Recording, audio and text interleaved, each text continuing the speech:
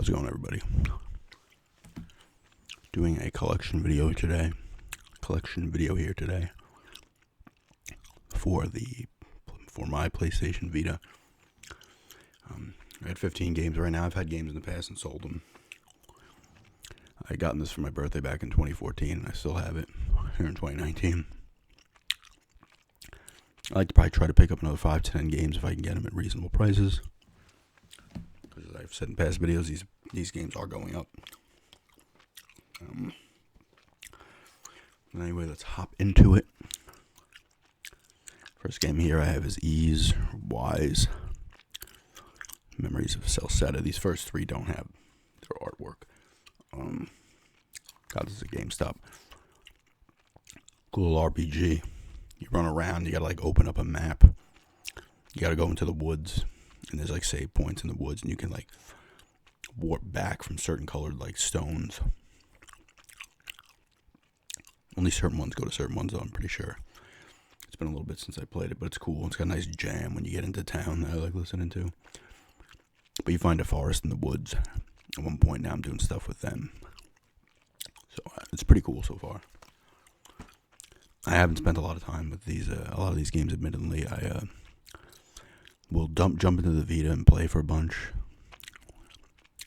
of time. And then I won't touch the thing for 4 months. Next game here is Lego Harry Potter Years 5 to 7. It's cool. I like the Lego games. This one differs from the console version. But still pretty cool. It looks pretty good. It's a Lego game. You're destroying stuff, collecting studs.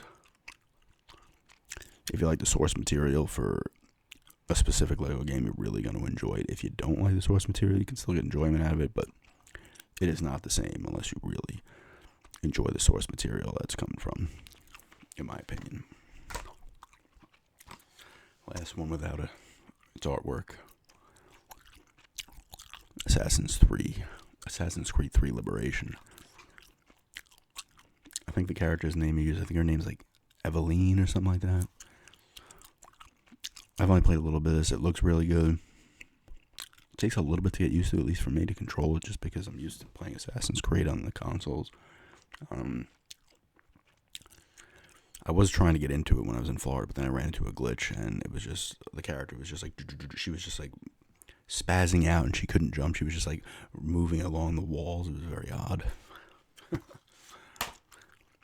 And the rest of these all have their cases and whatnot. This one actually has a manual too. It says Summer Night 6, Lost Borders. It's I'm pretty sure it's on a grid. I can't remember. But look pretty cool. It actually has a manual here, pretty thick manual too.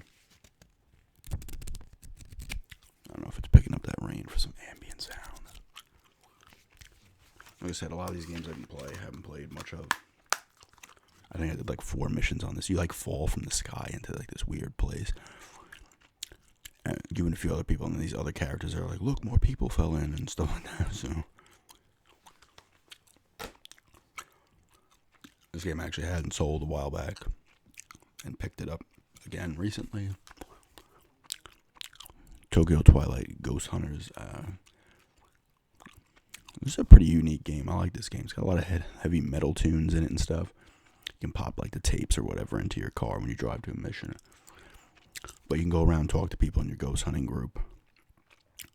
And you can do training and stuff. And then when you get to battle, it's on a grid. And you can get defense objects like salt and stuff like that. Barriers for the ghosts. And you got to try to track their patterns because you can't see them. So it's really cool. I like it a lot, actually. It's really interesting. Definitely need to play more of it. And you take on missions and stuff, and you go do them. Some are harder than others. I wouldn't be surprised if there's an anime for this. This is a really cool game. I've done role plays on this. Death Mark.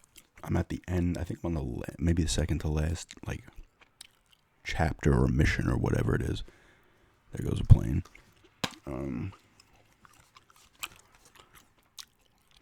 Like none of these except some nights has a manual. I'm surprised that even did too. It's all like access in game or whatever. This is cool. It's like a graphic novel type game, and you gotta find like objects in each level. You're marked, and you end up in this mansion with other people who are marked. You meet this doll here. I forget her name. Might say it on the back. No, your name's Mark, but oh wait, no, your name is not Mark. I can't remember his name either. But it's like you help out these people, they get their mark removed, but you still have yours because you don't know who marked you. So you're fighting these weird, creepy, like ghost things and stuff. It's actually a pretty creepy game. And then you fight them, and you got to do like certain combinations and patterns to beat them. It's really cool. I gotta finish it.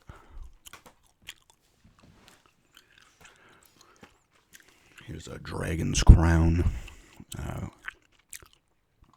Like Odin Sphere, it's cool. I use the elf here. You got a little buddy who goes around with you, and he busts open chests for you. It looks really good. There's the other characters you can use, like a sorcerer, sorceress, warriors, and stuff. Can take on side missions in this as well, where you just do stuff and get like gold or whatever, and you go back and hang out in the town area. It's cool.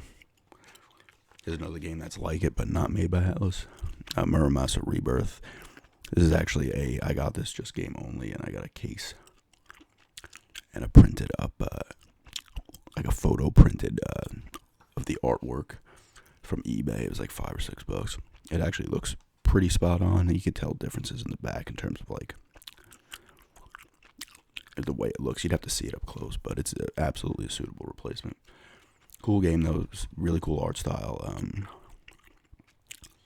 Same thing, you're just running back and forth in the world, smacking up stuff. You can go all over. There's like different paths you can take and stuff. It's pretty fun. I don't even think I've put this game in my Vita yet. Earth Defense Force 2, Invaders from Planet Space.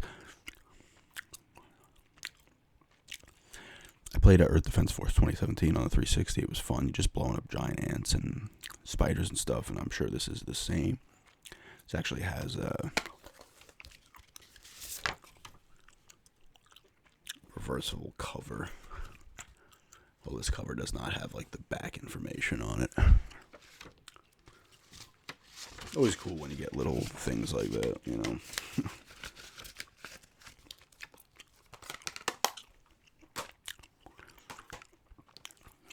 Smart as. It's like a brain training game. You can do challenges every day if you want. It's like logic, memory, I think math, stuff like that. And you compare your stats to people who are close by to you. I don't even know if the thing uses the near anymore. They disabled that feature on the Vita. You can see who's playing what near you. The socially connected brain game. But it is fun, like I said, doing the memory puzzles and the logic puzzles and stuff.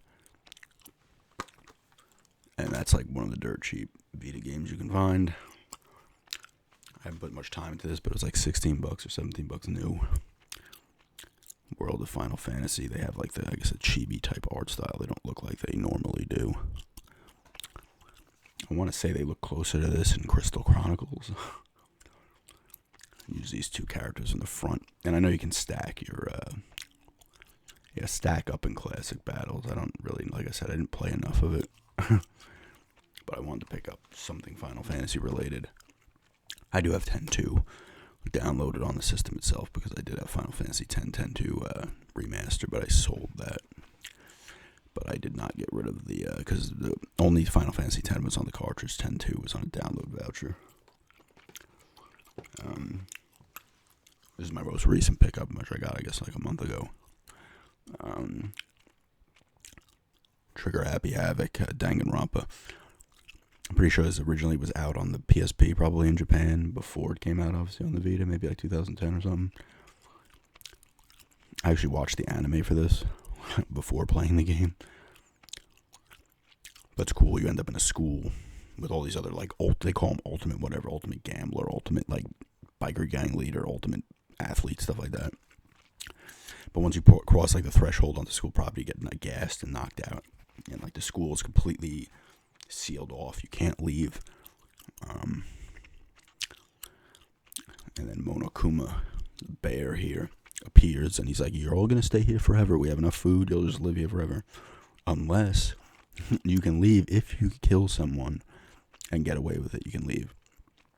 So eventually, obviously, somebody kills somebody, and then you have to figure out who did it. You got to get clues. You got to talk to people. You get your, I think they're like truth bullets. You can shooting holes in an argument and stuff. And if you get the right person, they get killed. If you don't, everybody else does, and the game obviously ends. So you can run around the school and stuff. It's actually pretty interesting. The only escape from this shocking killing game is murder.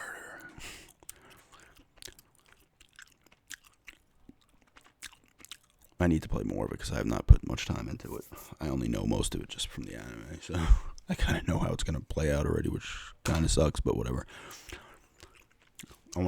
There's 2 Goodbye Despair, and there's the Ultra Despair Girls, which is like a spin-off using one of the characters from this one. She's the one with the split personality. I can't remember what her name is. And the kid's sister, the kid you use in this, his sister is in it. It's a completely different game, though. It's like first person, kind of just like action, I guess. And there's Killing Harmony, I think. They're all more expensive now. I should have bought Ultra Despair Girls was at a GameStop. I just didn't buy it for some reason. And now, of course, it was gone. Persona 4 Dancing All Night. A pretty cool rhythm game. I got it because I like Persona 4, and I really like the music in Persona 4 a lot. So you get a lot of that music, remix versions of it. All the characters here, I think there's one new character in here. Pop Idols go missing when the midnight stage opens. Only Rize, you, and the rest of the P4 crew can solve the case. You is your character's name. You were able to name him in Persona 4, but then they gave him an actual name because they started putting out stuff like this. The rhythm stuff's cool, and the story's cool. Like the shadows are actually when you're playing, when you're dancing and stuff, and you're doing better, the shadows start to kind of break free and stuff.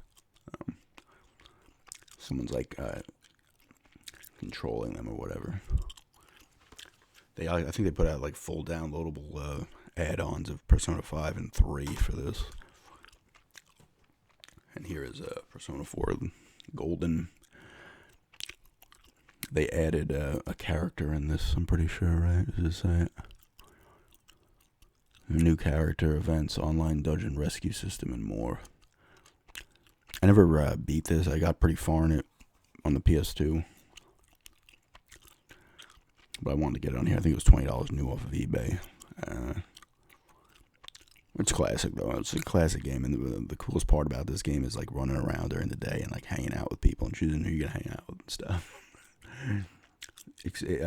Expanding your relationships and building your persona bonds with a person. And the last one here is I think it's the only Vita game I've actually beaten. Uncharted Golden Abyss. And I got this in Earth Defense Force 2 for it's 2 for $20. Normally it was 15 or 20, but I think it was 2 for $20 on $15 and under games or something like that. And this game's cool. It can be a little tough to get used to the shooting. I'm actually starting to play through it again because I did enjoy it that much, but it looks fantastic. Nolan North's back doing the voice of Nathan Drake. You do a lot of cool stuff with the Vita. I remember there was a part where you had to I had to hold the Vita up to the light in the room to see stuff, and you gotta use both touch screens. You use everything in this game. The cameras, the touch screen, the motion sensors and stuff. It takes advantage of it. It's actually a really cool game. It looks great. It once you get used to the controls, it's fun. But yeah, that is my Vita collection. I do like the system a lot. I have not gotten rid of it. That's a testament to that I actually like it. But like I said, I want to probably pick up 5 to 10 more games if I can. If I can, I can't. But because I'm going to tell you right now, some of these games, 5 years from now, this game will probably be selling for $50.